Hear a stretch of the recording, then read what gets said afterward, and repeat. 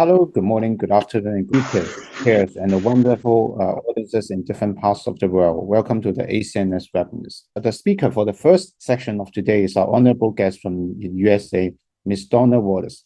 Ms. Wallace is a nurse practitioner who has been a nurse practitioner for more than 30 years. She started her career at Barrow Neurological Institute with Dr. Howard Wickett in Phoenix, Arizona, in USA. She has won several awards and recognitions in her field and is the co-editor of the award-winning textbook entitled Nursing Care of the Pediatric Neurosurgery Patient. She has also authored and co-authored articles on various topics. Her recent project has been starting a spinal bifida clinic at Banner Children's Hospital in Mesa, Arizona. We're extremely honored to have her today at our webinars, and today she will be talking about infections of the maturing CNS. The speaker for the second section of today is our honorable guest from China, Professor Gang Wang. Professor Wang is the Associate Chief Physician and Lecturer in the Department of Neurosurgery, Nanfang Hospital in Southern Medical University. He's also the Vice Chair of the Youth Committee of Neuro Interventional Medical Medicine branch of the Guangdong Medical Association. His clinical interests are focused on cerebrovascular diseases. He is a dual-trained clinician in endovascular interventions and open microsurgical techniques for complex cerebrovascular pathologies. He is a senior faculty at the Esker Academy Neuro Microsurgical Training Program, mentoring next-generation neurosurgeon in advanced techniques.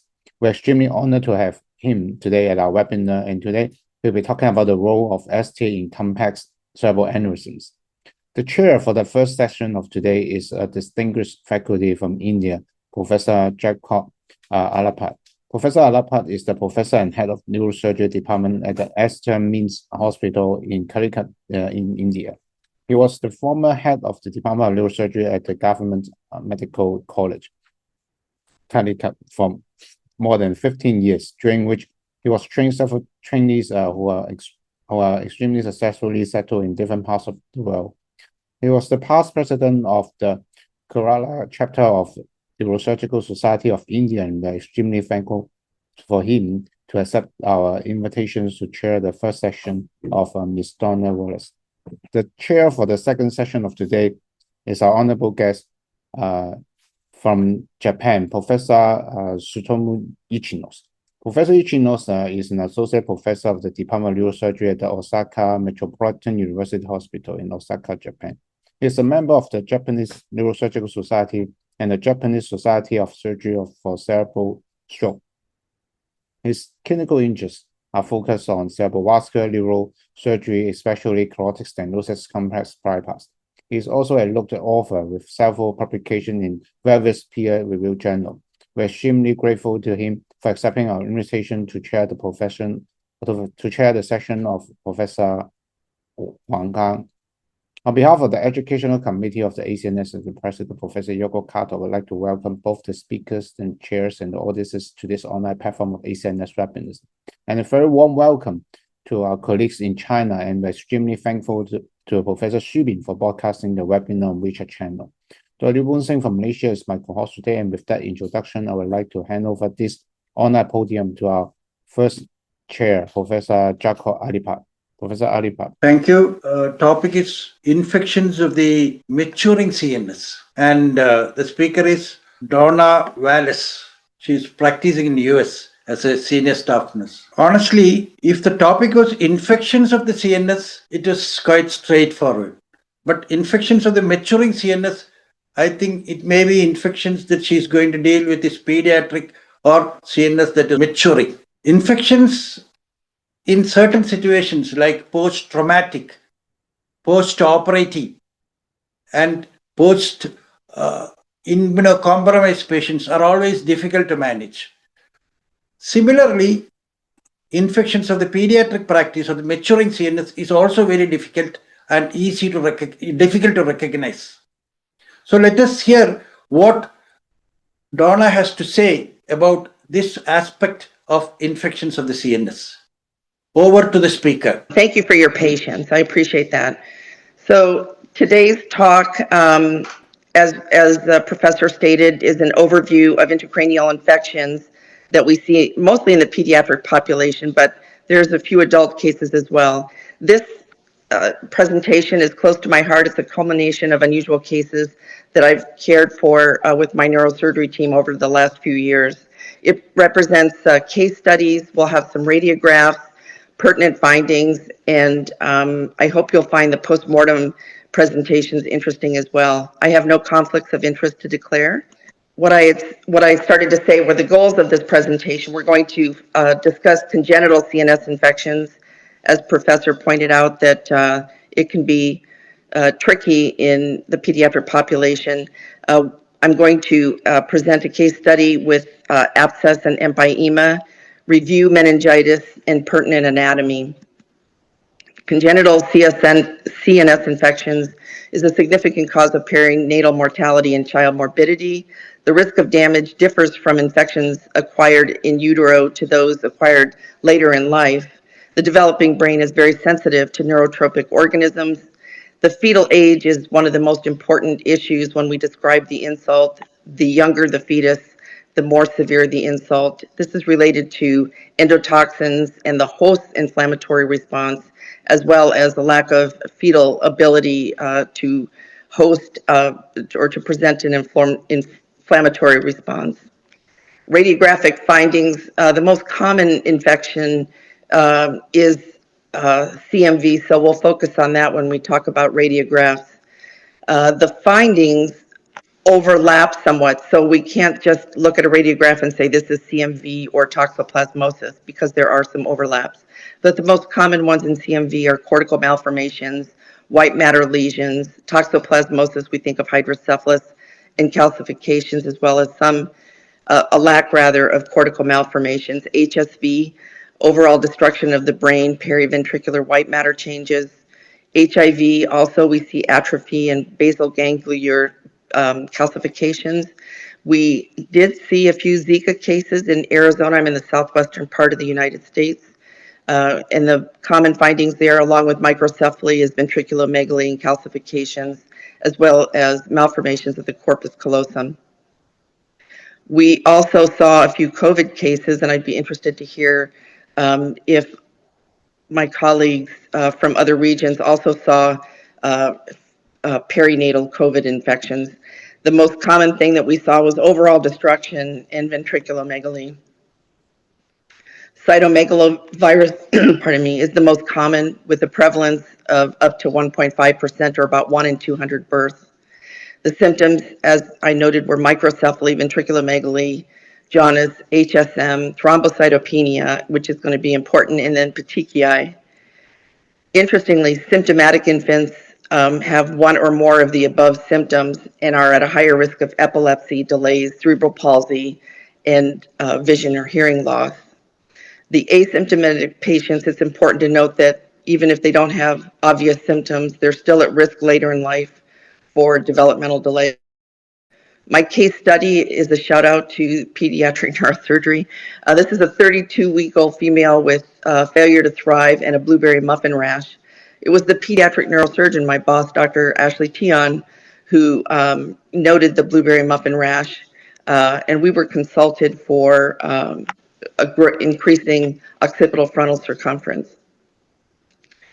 We ordered a torch screen and radiographs, and it was found that the baby had CMV. It was an unknown source of maternal infection, but there was poor prenatal care, and the child developed ventriculomegaly and seizures and received a shunt later on. CMV radiographic findings, the severity of the imaging is related to the timing of infections. The first half of the second trimester, we note pachygyri, cerebellar hypoplasia, generalized demyelination, ventriculomegaly, and various cysts. Later on in the developing fetus, we see polymicrogyri, maybe some cortical development issues like schizencephaly, less frequently ventriculomegaly, and cerebellar hypoplasia. In the third trimester, we may see normal gyral patterns with mild volume loss and white matter abnormalities. My first radiographic case study comes to us from Children's Hospital in Philadelphia, and this was presented at the University of Colorado. This is a 32-week-old fetus with the cortical changes and white matter changes. The next case also shows schizencephaly and cortical changes. And then here we have, again, this because we see the calcifications in the periventricular region, it's important to obtain the torch screen to verify that this is not toxoplasmosis. This was actually our patient. She had the ventriculomegaly and the cortical calcifications as well as white matter changes. And sadly, this child was devastated. They live in a rural area and care for them was challenging. Medications for CMV is also a challenge because the little ones are at risk for liver problems, and it depends on what other comorbidities they have, such as a small heart patient. I believe we used acyclovir without difficulty and monitored the child closely for other toxicities.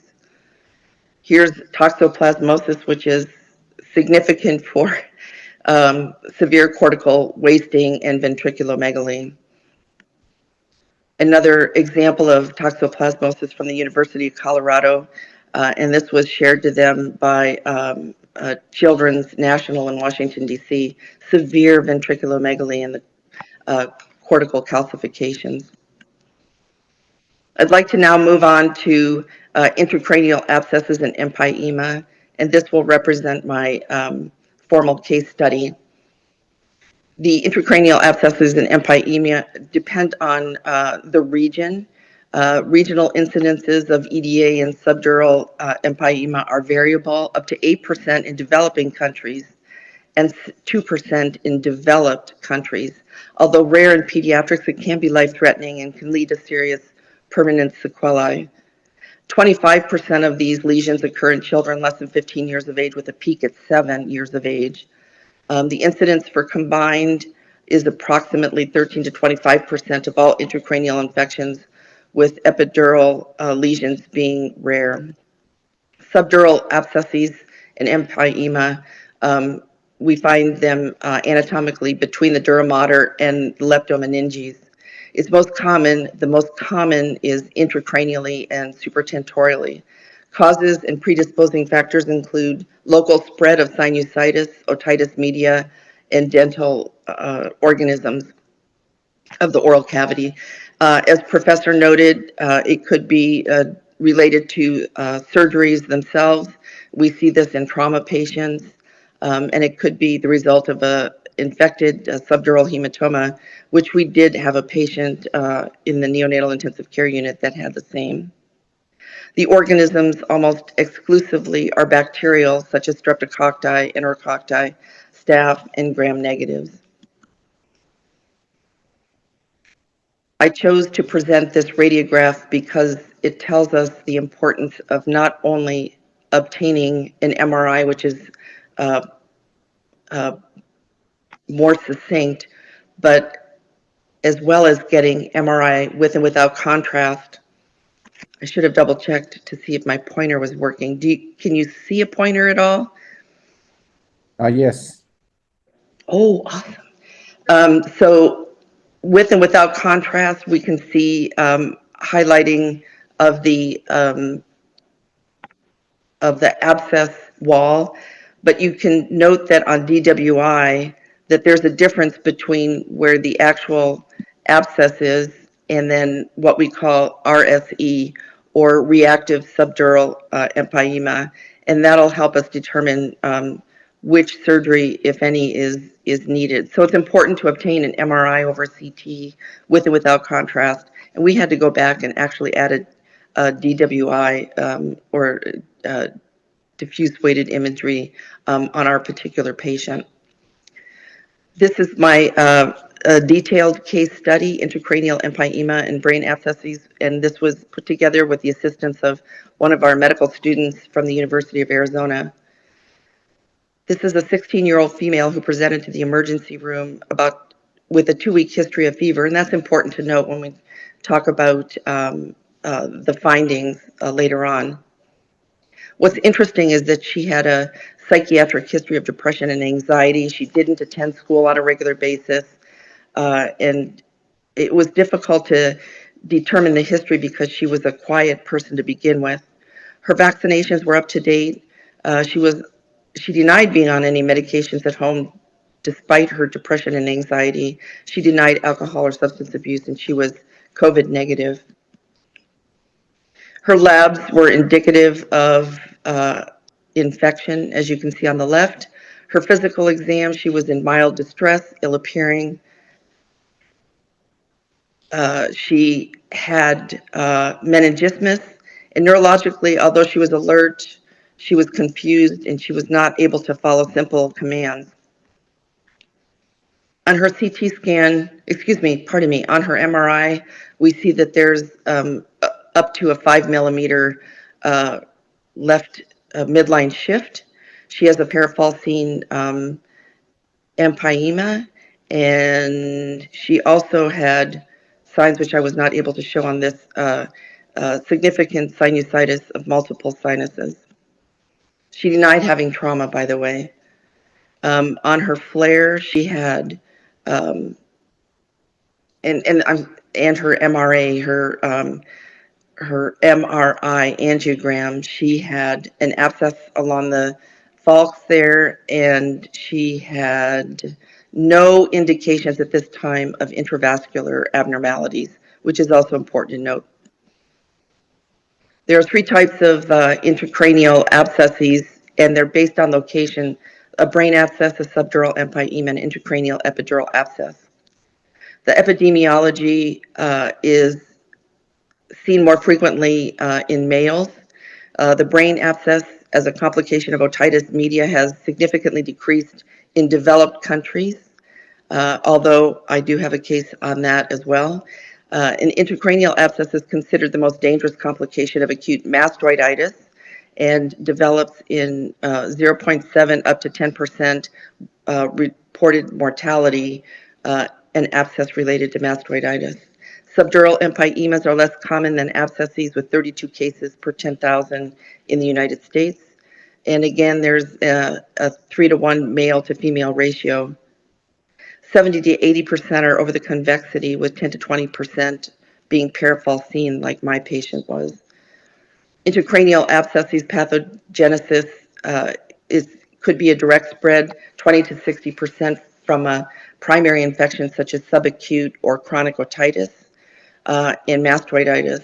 And we see this in the inferior temporal lobe and cerebellum, frontal or ethmoid sinuses.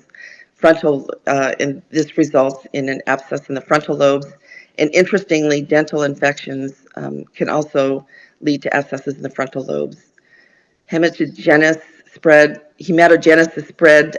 is related, can be seen in 10 to 50% of the cases through the venous foramina and cribriform plate.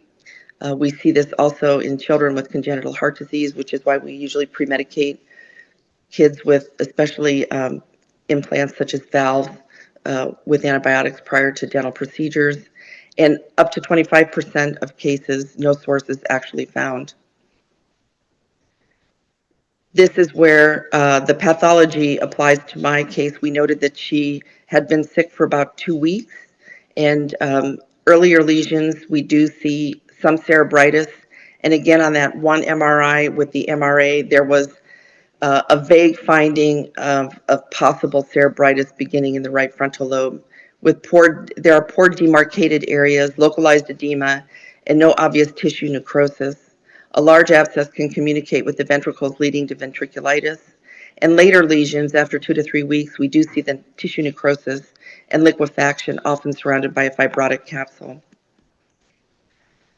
I wanted to point out to my attendees the importance of knowing your anatomy. The cribriform plate of the ethmoid forms the roof of the nasal cavity, and if we have sinusitis, and in babies especially, this can be very thin and contributes to the formation of abscesses, especially in the frontal lobes. On radiographs, this is where the cribriform plate is. and what it looks like. You can see that it's not terribly thick. The microbiology of brain abscesses and subdural empyema, we're not going to go over all these organisms, but most frequently strep, strep viridans, or Staph aureus. We do see anaerobes, that would be from the oral cavity, or otorhinolaryngeo in origin, occasionally from the GI tract as well. Aerobic pathogens, more commonly are strep, but up to 60% are polymicrobial, as was in my case. There will not be a quiz on this table that we put together. We went with the most common ones first. So intracranial abscess, the most common source would be paranasal sinuses, otogenic and odontogenic. The less common ones we see below, with neurosurgery procedures being closer to the bottom. The micro and other tests on my 16-year-old female, this was such an interesting case. She got ill, she became ill so fast. Her anaerobic wound cultures initially showed gram-positive cocci, later found to be parvomonas micra. Anaerobic cultures also showed positive cocci, and of course we got an ID consult. Her lumbar puncture was milky, cloudy white fluid. Blood cultures were negative. Urine, AFB was negative. Sputum cultures were also negative. We started her on vancomycin and ceftriaxone. Her EEG was abnormal but did not show seizure activity. She declined quickly after her third day in the beginning of the third day in the hospital. She was less responsive, no longer verbalizing. So her exam showed a decline. She developed unequal pupils. She was immediately intubated. Urgent re-imaging was suggested of downward tonsillar herniation with findings of hydrocephalus. She went to the OR emergently for craniotomy and EVD placement. The CSF was under significant pressure. She had purulence of her CSF, significant blood loss due to coagulopathy. And you recall that her MRA, which was just a few days prior, showed no clotting abnormalities on scan anyway. Her brain was swollen and firm. She came through surgery okay, but we wonder if she didn't herniate during the procedure. Her postoperative imaging was indicative of brain death, and sadly she passed away. This slide, I'll just review very briefly, as you are all experts, but the talk is also given to our new nursing colleagues. This reviews the classic triad that we see with increased intracranial pressure, and we note that infants may not show, for example, papilledema. They will have increased head circumference, but they may not show the later signs that we see in people with closed skull vaults. It's important when we do the examination that we, my Dr. Rike from Barrow Neurological Institute, would ask our residents and the nurse practitioners, of course, to be able to localize and lateralize findings on the exam and correlate it later with the radiographs. I noted earlier that the MRI is the preferred scan, and this is because it's more sensitive for early cerebritis. And we also need to make sure that we add the DWI along with our with and without contrast. CT scan is certainly appropriate in the emergency room, but we do prefer MRIs. Diagnostic imaging on subdural empyema, the contrast study typically shows crescentic or lenticular extracerebellar lesions with dense enhancement of medial membranes and inward displacement of a gray-white interface. So if if it's causing pressure, we're going to see pressure on the brain and possibly even a midline shift.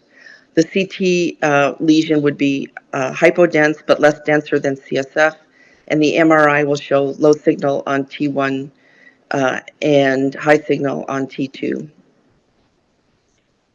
Treatments depend on the location and how sick the patient is. It's important to get antibiotics started as soon as possible. We'd like to say that we would obtain a lumbar puncture, but again, it depends on how sick the patient is. We would try to get blood cultures for sure. Commonly, we start with ceftriaxone or cefotaxime plus an antimicrobial if possible, along with vancomycin. And it depends on if it's a trauma patient with skull fractures or an endocarditis patient.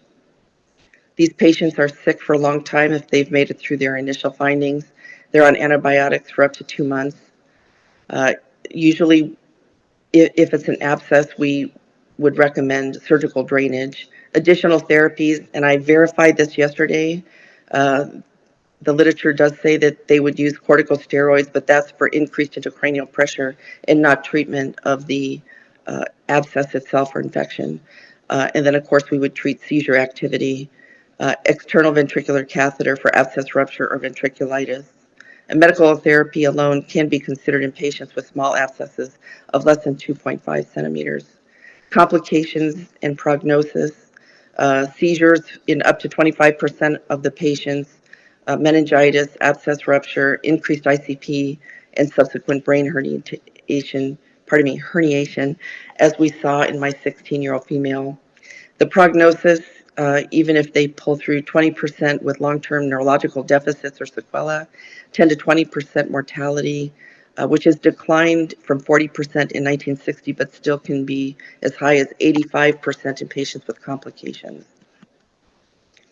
Treatment for subdural abscess and empyema depends on the clinical exam, as I noted, usually requires aggressive surgical intervention, but it depends on the location and use of proper antibiotics.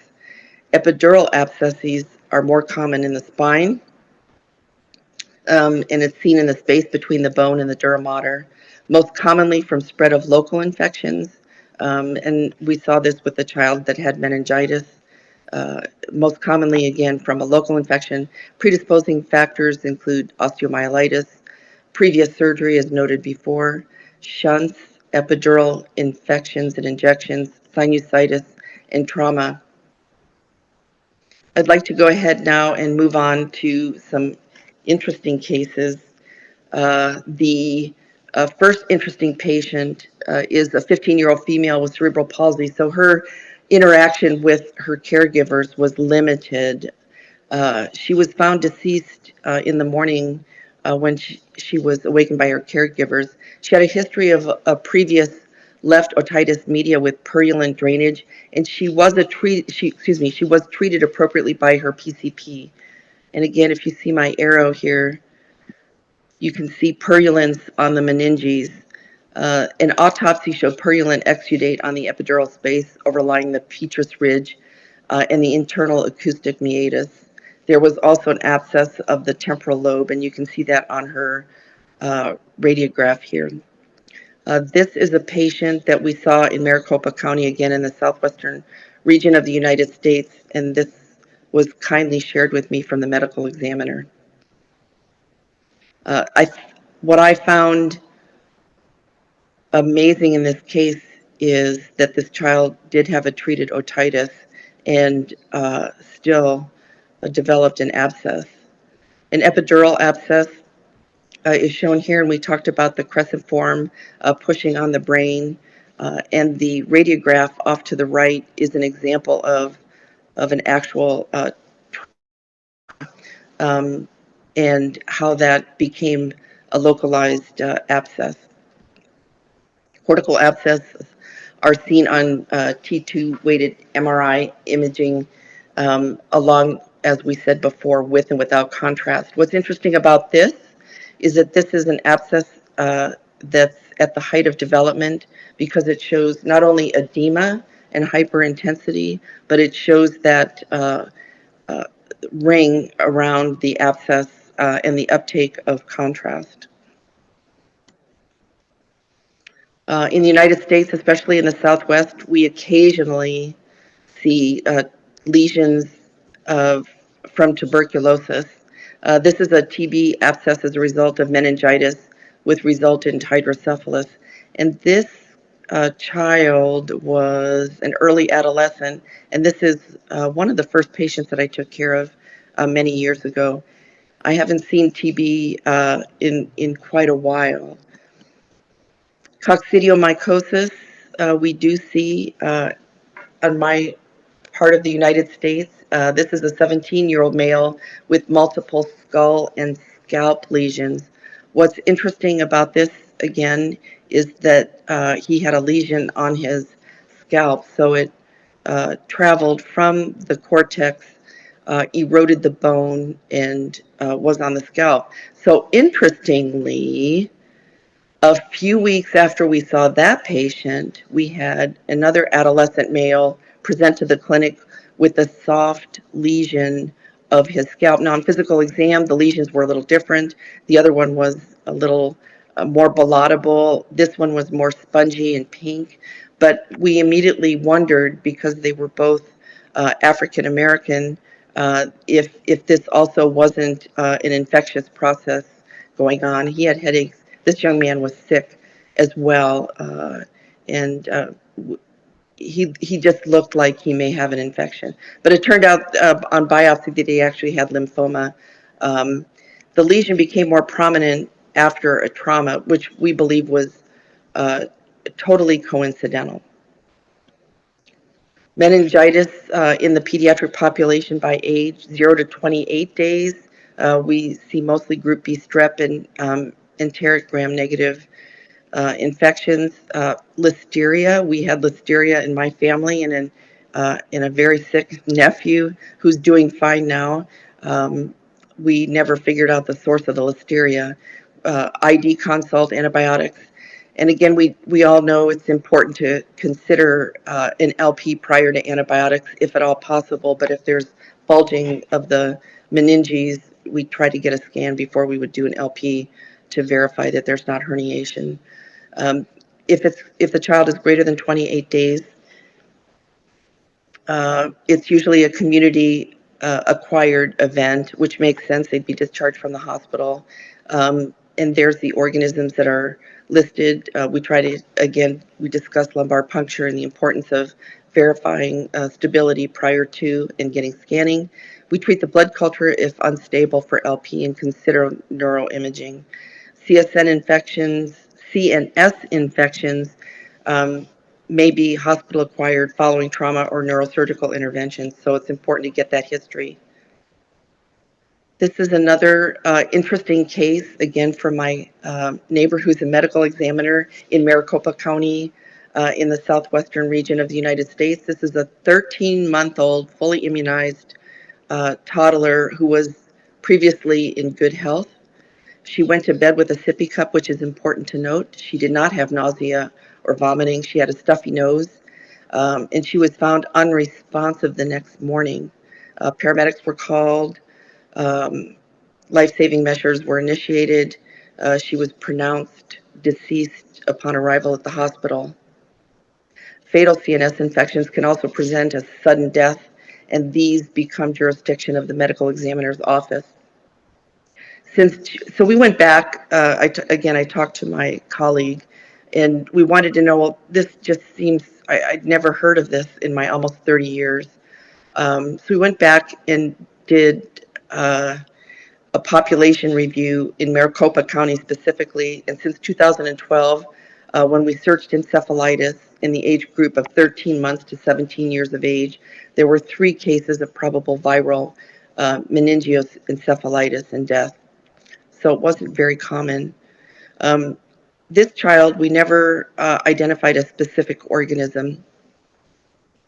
And the complication, the official diagnosis was that she passed away from complications of meningoencephalitis, natural death.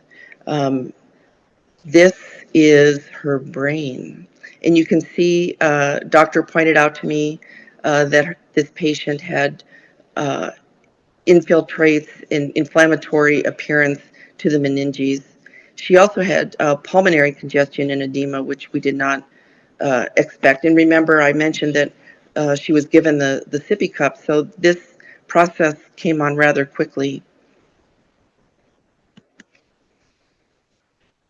From my medical examiner colleague, she was able to show me a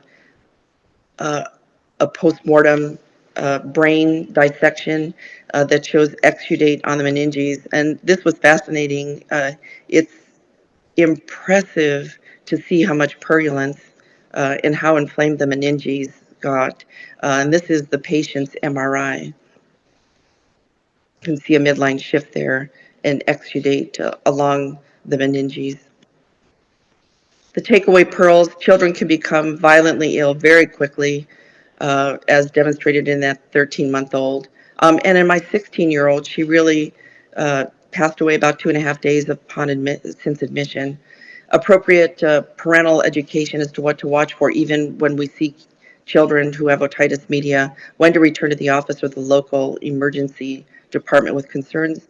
We always say, call us anytime. No call is too silly. We hardly ever make fun of, and try to make parents feel better that truly they can call us anytime. And it's important, again, from the Southwest region of the United States. Have they been to Mexico recently? Because lots of people have farms and animals. This is another interesting case from Maricopa County, cysticercosis.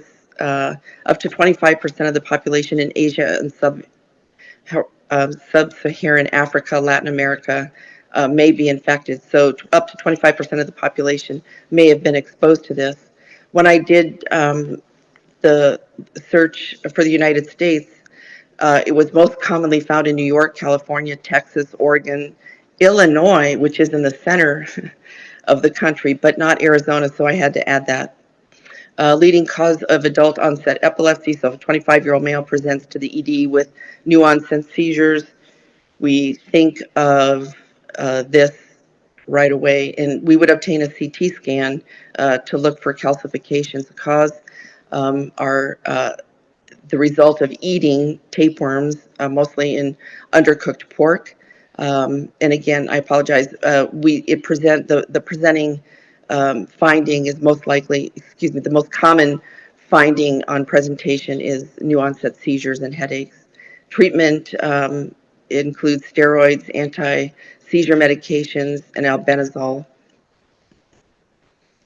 Here we have the tapeworm, the Teniosolium. It's actually pretty big, isn't it? And on postmortem, we see the edema, overall generalized edema. And again, here's a calcified lesion. And if it was big enough, you might even get to see the little worm in there. I would be interested to see if my colleagues have seen this. Mucormycosis. It's usually an opportunistic fungal infection. It's usually due to trauma. Again, my medical examiner colleague was able to show this to me, and she went over slides. She knew that this was a fungal infection just by looking at the slide because of the hyphae that you see. These little lenticular findings on microscopic examination. And then this is what a brain may look like who has, in a patient who has mucor. My patient was a 4-year-old female from the Navajo Nation, which is in the northwestern part of our state. It's very dry, dusty. She had a dog bite that went through the skull. So up there, there's a lot of farm animals. The homes are far apart. The homesteads are far apart in many areas. And there's a lot of dogs on our reservations. So this dog was not immunized. The treatment on our sick little girl, she had part of her skull and scalp removed. The meninges were exposed. She was on amphotericin and wound debridement with irrigation. She actually did well. Another interesting finding, this talk was put together during COVID. This was an adult case, cerebral spinal fluid leak after nasal swabs. Remember when people were going through drive-throughs or doing swabbies at home? This female went through a drive-through testing site and was tested for coronavirus with the swab and developed a CSF leak. The radiographs demonstrate where the swab went through, probably the cribriform plate. And you can also see on MRI here the CSF in the nasal cavity. Pardon me. These are endoscopic findings and demonstration of the surgical repair. The patient did well after neurosurgery. And I thought that was interesting finding. The summary, if I may, the neurosurgeon, nurse practitioner, and neuroscience nurse is mindful that common infections can be deadly. We all learn in graduate school and medical school that common things are common, but it's important to be mindful and provide parent education when to come back and see us if their child or young adult does not get better. The physical examination, history and physical are so very important. Did they have a trauma? Is the adolescent telling us the whole story? Were they playing with their friend and did they have a BB in their skull? Uh, it happens. And then we're mindful of ordering the appropriate radiographic studies, which will assist in diagnosis and treatment. My references, a few. And again, I wish to thank you. I'm so grateful for this kind opportunity to present. And I welcome any questions from the audience and the panel. Thank you, Donna, for comprehensively covering the whole topic. You have done a good job from starting from pediatric practice to adult and the last corona. I have a lot to comment on, but I will reserve my comments to the last until anybody wants to clarify, ask questions or comment on her talk. And Can I ask? yes, please. Yeah, okay. Thank you, Donna, for your great presentation. And I think this is a very educational lecture for the young neurosurgeon, because we seldom encounter this lecture with discussion of so many different kinds of the rare infections. So I do have some question about, like, in your unit or experience. So I think this kind of the infections should be treated by a multidisciplinary team. So how is your service at your unit? So how do they different teams get involved in dealing with this kind of rare disease, especially on the maturing CNS? We do have, pardon me. Yeah, okay, sorry. My second question is about given this kind of given your experience on this rare and sometimes severe infection, so do you encounter any any experience with the HIV infection in those young patients? So if so, any how to deal with this situation? Yes. Thank you for that question. We do have a multidisciplinary team or multiple subspecialists. We are a pediatric hospital within a hospital. We also have a pediatric hospital, Phoenix Children's downtown, and they have more subspecialists than we do. But we do have ENT. We do call in infectious disease. We have an acute care service in the ICU and on the ward. So we have specialized hospitalists and a neonatal intensive care unit. But many times these are neurosurgical cases, and we are not the primary, but we would take over the surgical care of that patient. HIV, we do not, I have not seen a child with HIV. I believe that although this is an ongoing issue in the United States, but we have good medical care for patients with HIV and availability of appropriate medication. So if a mom has HIV, then she's already treated, and most of the time those infants are negative. So we would treat them if we saw it, but it's really incredibly rare. May I ask you, sir, in your country, would you see some of these infections such as HIV, and how about some of the fungal infections that I mentioned? Yes, and we don't have any neonatal HIV in our country because we have quite a mature maternal screening system in Hong Kong. So but for the cases like the toxoplasmosis or mucormycosis, we occasionally encounter, but those are usually adult patients. So that's my that's why I want to say the thank you for you to sharing these kind of cases in pediatric patients. Thank you so much. You're very kind. Thank you. Let me add few points. Adult HIV infections were common when before a good HIV treatment program was instituted in the country. I still remember people coming with CNS infection with very little clinical manifestations, with low total count. That was the clue. The total count will be very low. The body's immune response will be very low. And the enhancement in the contrast CT will be much less than usual brain abscesses or empyemas, because the body's reaction, and they will quickly succumb to the disease. But over the years, with a good anti-infectious program for HIV, good supportive care, this has almost disappeared.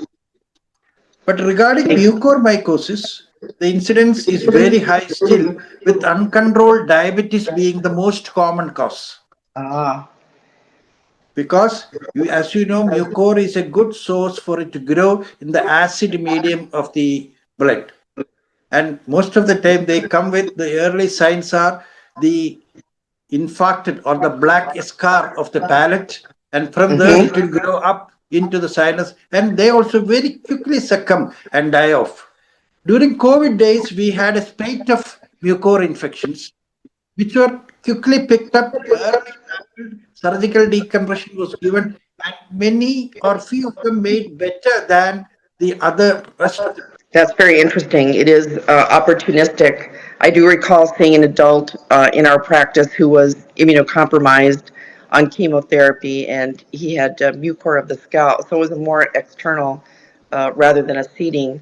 But I'm humbled by the organisms that are in our environment, and especially here in the Southwest. It is true. All these are normal commensals in the body which become pathogenic when you are immunocompromised. Regarding the talk, I will skip in few more points. See, whenever you have a brain abscess, it is the duty of the clinician, and who will be in charge? It will be always the neurosurgeon itself, as you rightly said. All other specialties can be called in for help, ENT, infection control, all these. But neurosurgeon and the person who operated will be in charge, and he will be the best judge to do whatever is possible for such patients. So whenever we have such infections, that is a dreaded or fear for the neurosurgeon. A single infection in the postoperative period is the one that he fears most in his lifetime. How senior or how junior you are. So your good work can be spoiled by an infection. So whenever you have an infection, you should always look for source. And the number one cause should always be a cardiac echo. Cardiac source is very common in our setup with patent foraminal ASD, VSD. All these are sources for infections of the brain. Next, as you rightly said, most of the paranasal sinuses, the CSOM, all these are still common, but over the years, these infections are coming down. This all reflects two things. The initial part of the infections you were telling were all a reflection of the good antenatal care, immunization and vaccination programs, and good obstetric care. Then over the years, adulthood, better nutrition, better awareness of these things. The new infection that you might not have heard is the amoebic encephalitis. Amoeba.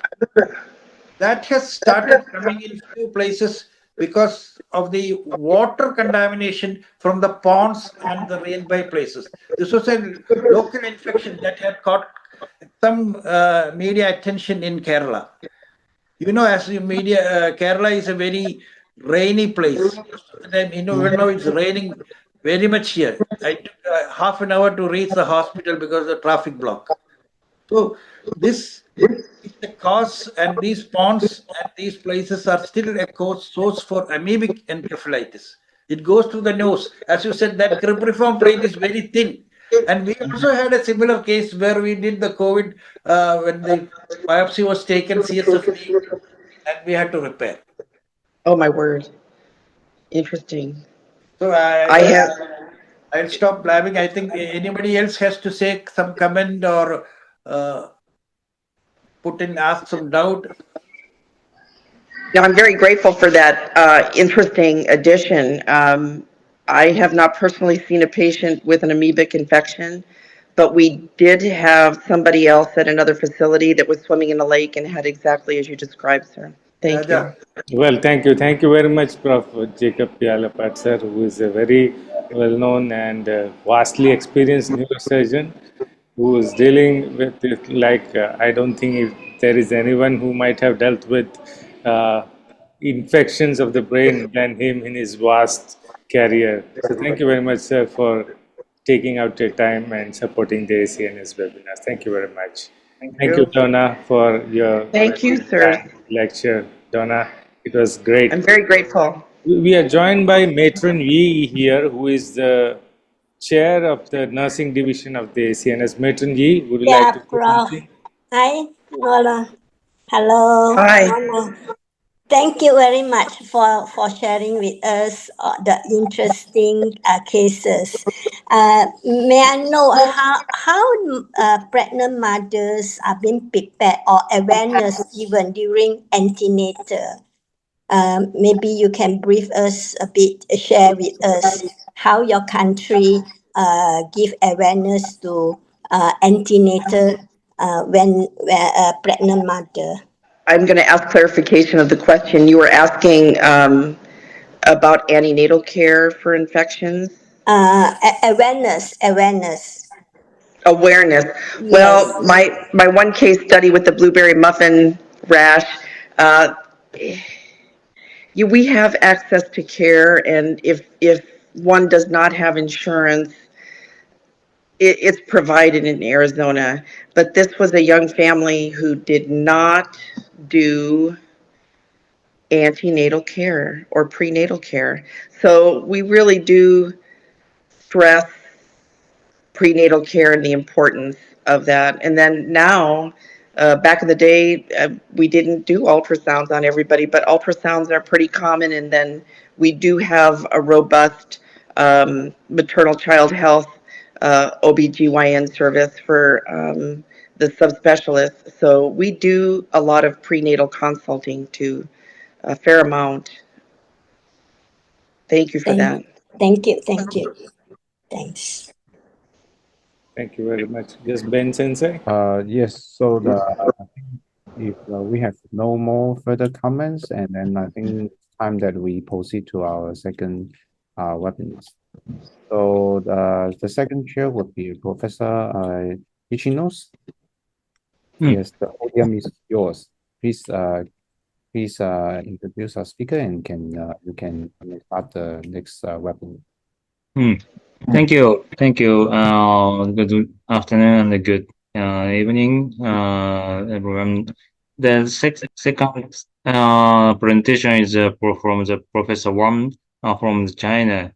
The title of the presentation is the role of STA in complex cerebral vascularization. Nowadays, the IVR is very well developed, so the direct clipping or something direct surgery is decreased in the cases, but that is a very good and big role in the vascular revascularization in the vascular surgery. So I actually looking forward to hearing this presentation. please start the presentation from Professor Wang, please. Okay. Okay, here is the outline of my presentation. The STA originates from the external carotid artery running just beneath the skin as it crosses the zygomatic arc, about 2 fingers wide above the orbital rim. Up here, it divides into two main highways, the frontal branch and the parental branch. Let's take a moment to appreciate history. In 1987, Professor Ezekiel's first STA-MC bypass didn't just successful clinically, it fundamentally changed our playbook for cerebral revascularization. Today, our bypass toolkit primarily features three workforces: the STA, right here, and the radial artery from the forearm, and the saphenous vein from the leg. Each of these owns stress for different clinical scenarios. When it comes to bypass graft, the STA truly stands out from the radial artery and the saphenous vein. It can be easy harvest and with perfect side match, and outstanding long-term patency, and with fewer complications. So for complex aneurysm, the STA isn't just an option, it's a smart choice, quick to harvest, perfect size, built to last, and safer for our patients. However, for years, we have been taught that STA equals flow, which means it's good enough for augmentation, but not for full flow replacement. This dogma has shaped our bypass strategy for decades.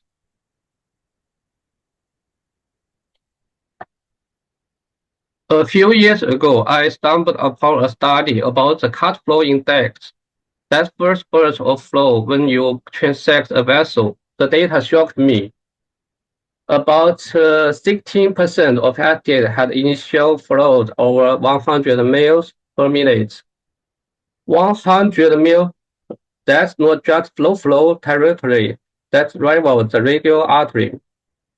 This revelation sent me down a new path. If STA's potential flow is this high, why we see lower numbers clinically? So we launched a study, real-time flow monitoring in 131 STA bypasses. At our center, we performed over 100 bypass surgeries for motor disease every year. We use the STA for direct bypass in nearly every single case. This has given us an opportunity to perform real-time ultrasound monitoring. How we did it? Just mirrored by duplex ultrasonography, pre-operative day 1 and post-operative day 1, day 7, and 3 months and 6 months graft blood flow rates were recorded and analyzed. The checkpoint for single bypass was located at the segments where the STA passed through the skull bone. And for the double barrel bypass, the checkpoint was located just at the 3 to 5 millimeters proximal to the bifurcation of the STA. Just show here, you can see the blood flow. Let me show you the STA's incredible transformation. On day 1, before surgery, our ultrasound showed a moderate, about 24 mL per minute. It's respectable and honestly exactly what we have expected from a low flow vessel like the STA. This fits perfect with the decades of surgical teaching. But then something extraordinary happens.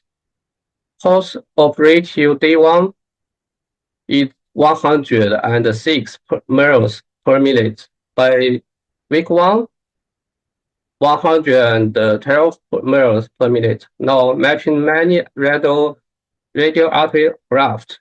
At 3 months, still running at 19.7. Even at 6 months, holding strong at 79 ml per minute, still triple its original capacity. So is FDA ready a low flow graft? Could this just be measurement error? So we launched another study.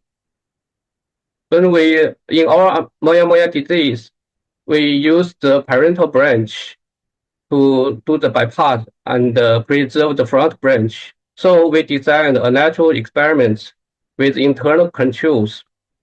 We mirrored both branches, the parental and the untouched frontal branch.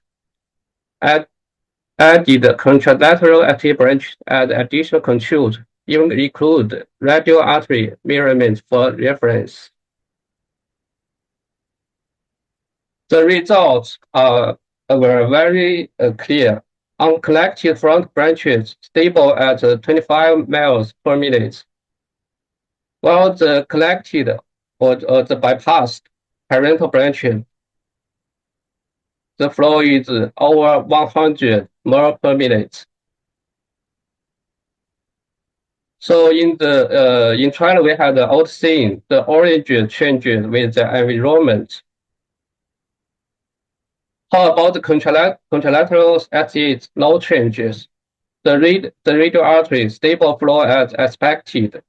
This isn't measurement noise, it's biological reality. The flow of the graph depends on the distribution of the arteries in the cerebral context and is closely related to the blood requirement of the brain and the integrity of the cortical artery network.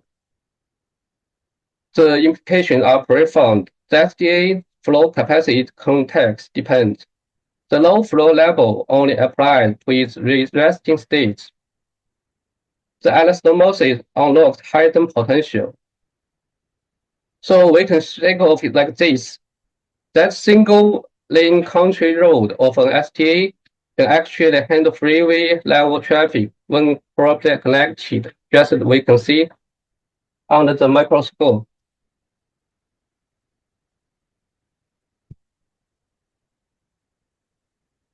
Let me show you something extraordinary. This moya patient's STA-MCA bypass achieved a staggering 211 mL per minute flow. The DSA tells the full story, a range driver of perfusion through the STA. The cortical arteries light up like Christmas lights. It's very strong. So while our initial studies focused on post-operative assessment, we naturally wondered, what happens immediately after anastomosis? Does this hemodynamic changes begin instantaneously? This led us to conduct real-time intraoperative monitoring using the Miracle system.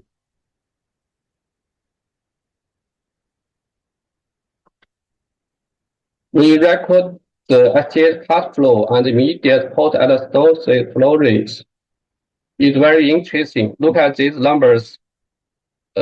Nearly 60 ml per minute when we first cut STA. That means the cut flow of the STA and stabilizing at 40 ml per minute after anastomosis.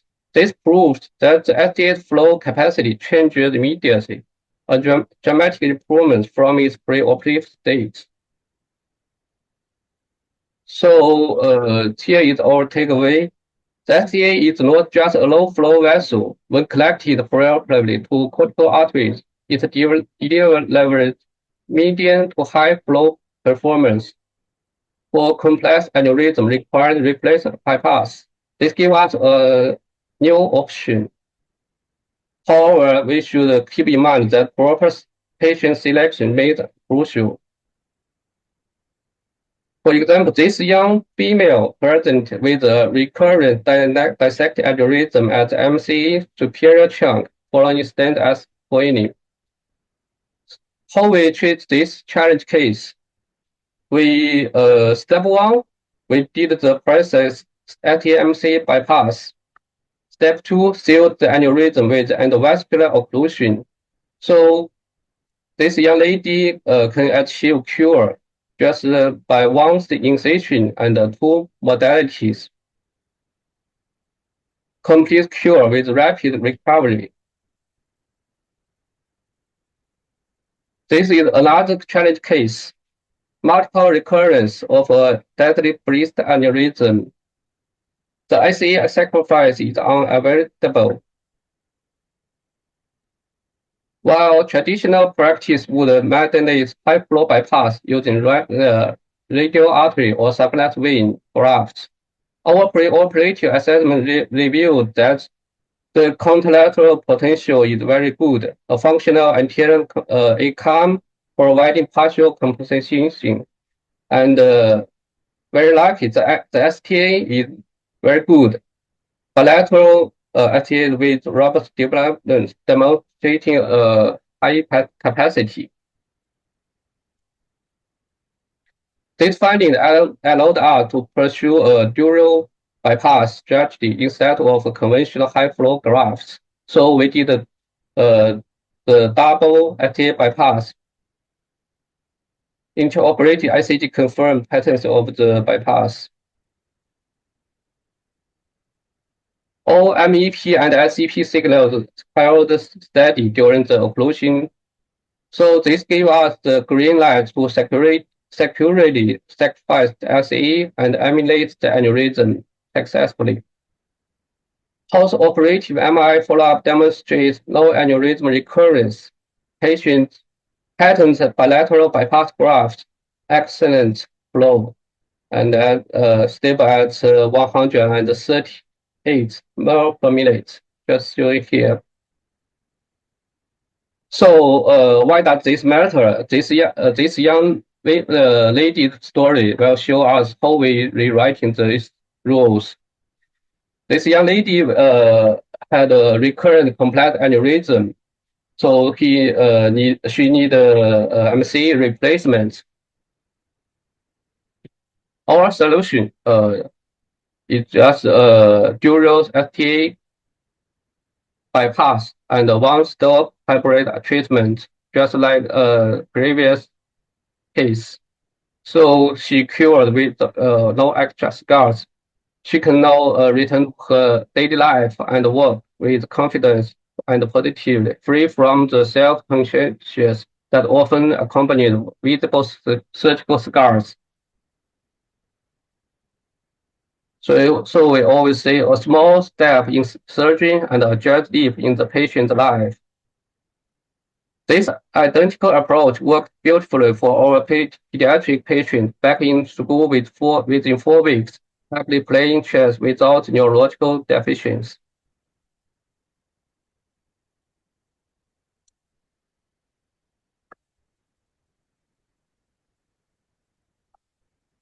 So with this strategy, we can treat the complex aneurysm without more complications. The aneurysm can be animated completely and through just one small incision and with recovery time cut in half. Our patients live with long arm or leg scars, back to school or work in weeks and with confidence intact. Therefore, for complex aneurysm requiring revascularization, the hybrid approach is our team of choice. STA bypass, guided by the intraoperative model monitoring, enables safe and effective reconstruction. This is a new minimally invasive direction in the aneurysm management.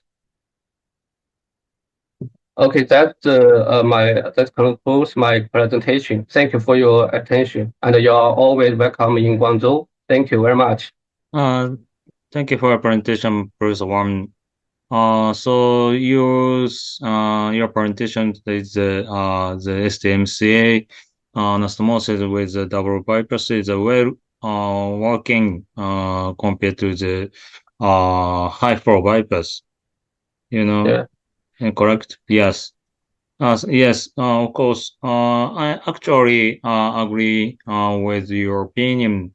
Many cases is effective for the replacing the IC sacrifice with a double barrel STMC bypass. How do you think about the indication of the high flow bypass? No need in every case, or not?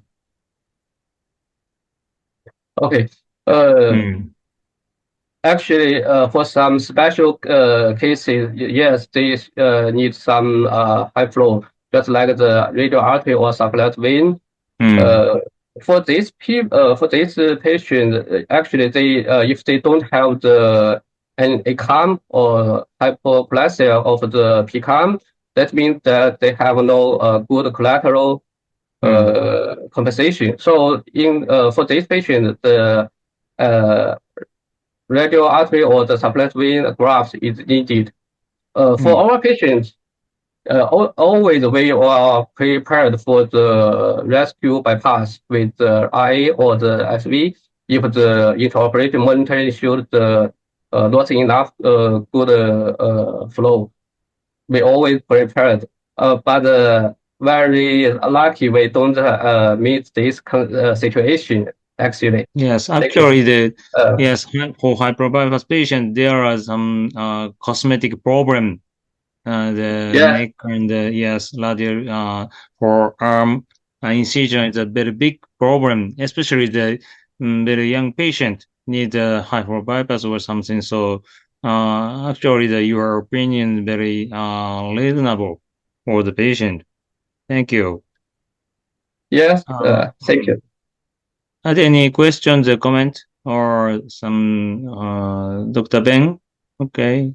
Yes, thank you so much. I have some questions. So first of all, I saw in your case series, you do both rupture and unruptured cases. So for those rupture cases, so what is the interval between the presentation of the patients to your surgery? So how long usually does the patient wait for the surgery, the bypass and the trapping of the aneurysm or the distal or proximal occlusion of the aneurysms? So if it's a rupture case, and another setting, another question is about how do you compare the surgical, the open surgery result with the bypass reconstruction with the endovascular treatment, like putting a full diverters with coiling in those aneurysm case? What is your opinion on that? Thank you. Okay, thank you for your wonderful questions. First, the patency,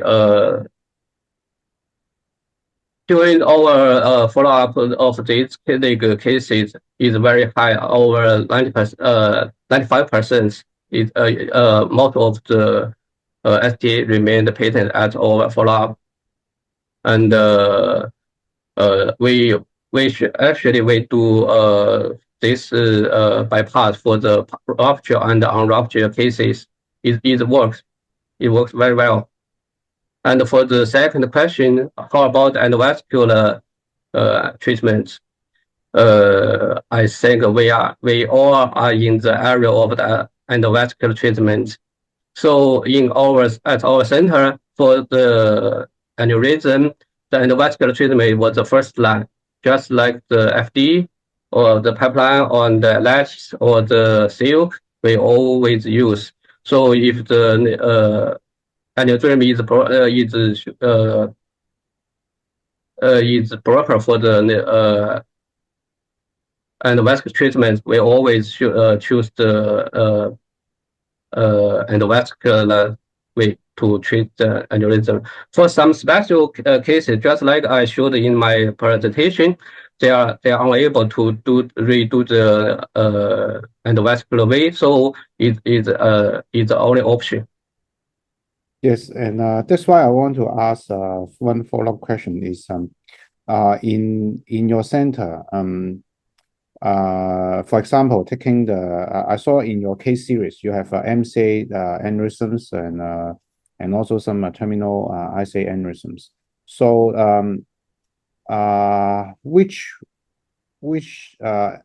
how do you distinguish which should go to the endovascular treatment and which should go to the open surgery with the bypass? So how in your center, what is the aneurysm morphology or features that you design? Most of the aneurysm at our center are treated with endovascular modality. For some special cases, just like the recurrence cases, just we don't redo the endovascular way, so we will treat with the bypass, the surgical revascularization, and actually about 90%, even more, of the aneurysm can be treated with the pipeline or just simple coiling or just stents with acetate coiling or others like web. So most of the aneurysm are treatable with the endovascular. So you're talking about the morphology or the rupture or unrupture. Actually it is always had a way to try to do the endovascular way. So if the patient special cases, extremely cases, you can we sometimes we will match these cases just like a bit for example, a very giant is unable to deliver the pipeline or the just like a ruptured cases is very giant and the pipeline is unable to deliver it. So for these cases, we will do the bypass and will occlude the aneurysm surgically or vascular to trapping. So actually, we are in the area of the endovascular. I see. Thank you so Okay. much. Thank you. And also, I can I ask one more question? Very short question. Okay. Because I sometimes when we do the STA bypass, so sometimes the STA one either the frontal or parietal branch can be the dominant one. So one is very big and one is very small. So in your study, so is there any figures about the relationship with the size of the STA, which with relation to the float? For example, if you do a double barrel bypass with two very small STA, so you might not have it might not replace the high flow bypass. So any figures about this, about the size of the STA relationship to the float of the bypass? Actually, the flow of the STA, it doesn't have some significant association with the diameter. We do the static and analyze. It's only the flow is the flow is actually associated with the recipient artery network. The diameter usually doesn't matter. The diameter is not the key millimeters. I see. Thank you. Thank you so much. Okay. Thank you. I have several questions. For the combined therapy, the IVR and the bypass, how do you use a hybrid operation room?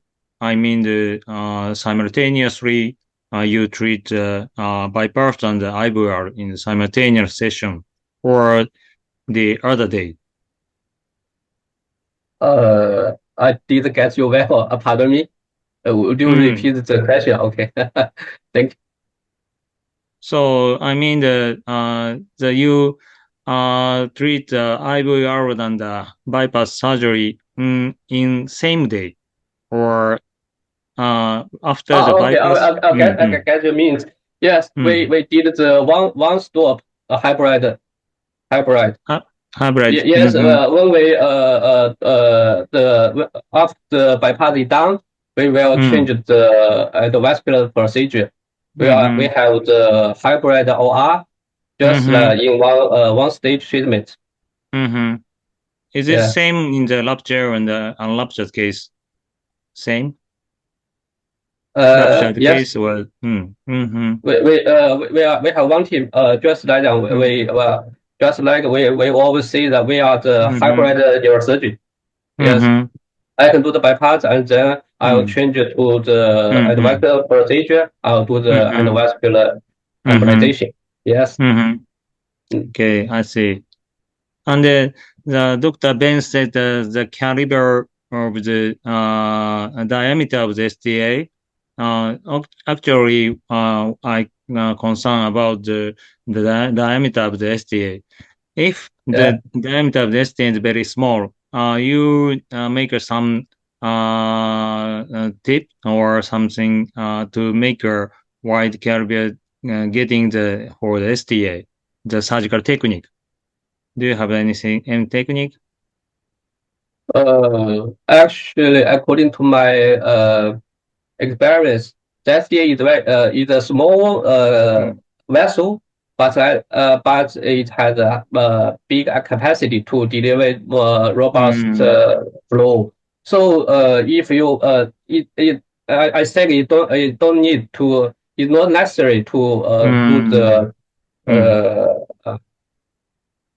forgive me, I don't know the word. So it's not necessary to do the expanding procedure. So actually, if you add a stomach STA to the cortical vessels, it's well expanded itself, very quick. Just it happens when you have done the bypass. So your surgical technique is the same in every case. How about the diameter of the arteriotomy on the lesbian and on the M4, 2.5 or some millimeters? Actually, we always just like the 1 to 1.5 fold of the diameter of the STA is enough. I don't think we should always do the fish mouth. Fish mouth. We didn't just do its overall shape. Yes, yes, same. I same. My technique is the same as your. No need a fish mouth. Yes, we checked the flows and the association between the anastomotic strip and the flow is no deep. So we have to do the statics. Anyway, your surgical photo is very beautiful. So the secure anastomosis is very important. Yes, I agree with. Yes. Yeah. Are there any questions or comments from the audience? Dr. Ben, is it okay? Yes. So if there's no further questions from the floor, and I don't see any questions in the chat box, then I think this is the end of our webinars today.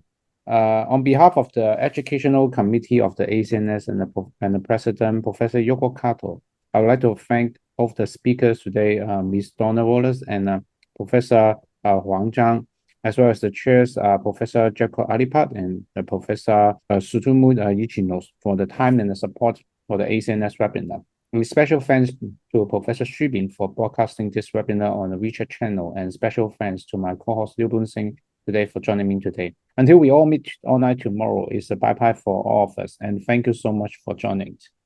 And thank you so much.